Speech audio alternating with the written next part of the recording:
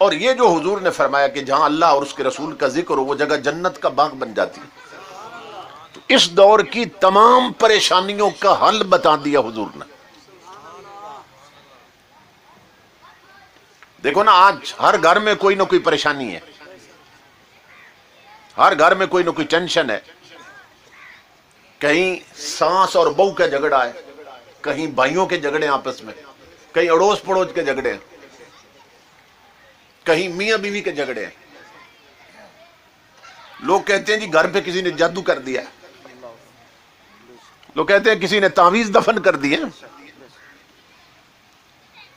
کماتے ہیں مگر برکت نہیں ہے رزق میں، تو ہر گھر میں کوئی نہ کوئی پریشانی ہے نا۔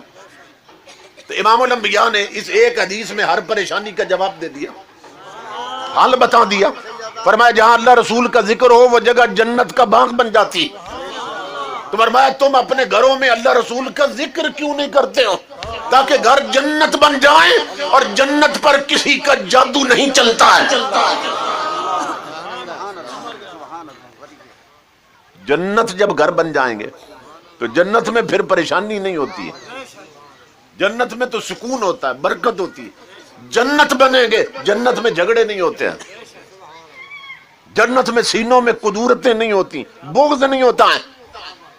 تو امام الانبیاء نے فرمایا تم گھر چاہو تو جنت بنا سکتے ہو، لیکن شرط یہ ہے کہ گھروں میں اللہ اور اس کے محبوب کا ذکر ہو۔ اب اگر ہم چاہیں تو 10 منٹ کے لیے گھر جنت بنا لیں، چاہیں تو 10 گھنٹوں کے لیے گھر جنت بنا لیں،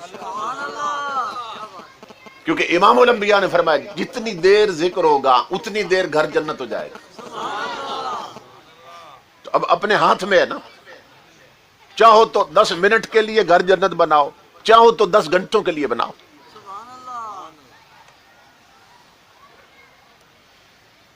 ہمیں نا ان چیزوں کی طرف توجہ کی ضرورت۔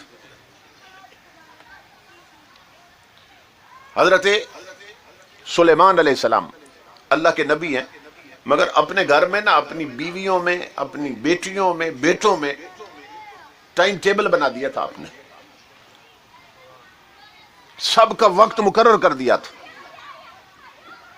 کہ اگر 1 گھنٹے کے لیے ایک بیوی مصلی پہ اللہ اللہ کر رہی ہے نا تو اس کے اٹھنے سے پہلے دوسری بیٹھ جاتی تھی، اس کے اٹھنے سے پہلے تیسری بیٹھ جاتی تھی،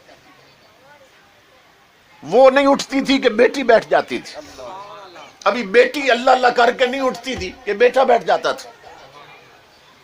تو مفسرین لکھتے ہیں حضرت سلیمان علیہ السلام کے گھر میں 24 گھنٹوں میں 1 منٹ بھی ایسا نہیں گزرتا تھا جب خدا کا ذکر نہ ہو رہا ہو۔ تو حضرت سلیمان علیہ السلام نے انہوں نے کیا کر رکھا تھا، 24 گھنٹوں کے لیے گھر جنت بنا لیا تھا۔ اب یہ تو ہمارے اپنے ہاتھ میں ہے نا، چاہیں تو گھروں کو جنت بنا لیں اور چاہیں تو انہیں جہنم بنا لیں، کیونکہ جن گھروں میں گانے چلتے ہیں نا، فلمیں چلتی ہیں، ڈرامے چلتے ہیں، نغمے اور گیت چلتے ہیں، وہ گھر پھر جنت نہیں بنتے، کیونکہ وہاں لعنتیں اترتی ہیں، وہاں اللہ کا غضب اترتا ہے۔ اور جن گھروں میں اللہ کا ذکر ہو، تلاوت قرآن ہو، نمازوں کے وقت مصلی آباد ہو اور کلمے کا ورد ہو اور درود پڑھا جائے ہر وقت، وہ گھر نہیں رہتے، جنت کا باغ بن جاتے۔ تو یہ ہمیں طریقہ اختیار کرنا چاہیے۔ لیکن آج صورتحال یہ ہے کہ جن چیزوں کی وجہ سے گھر میں بے برکتی آتی ہے، نفرتیں پیدا ہوتی ہیں، دلوں میں کھوٹ آتا ہے، ہمارے اکثر گھروں میں وہ چیزیں داخل ہو چکی ہیں۔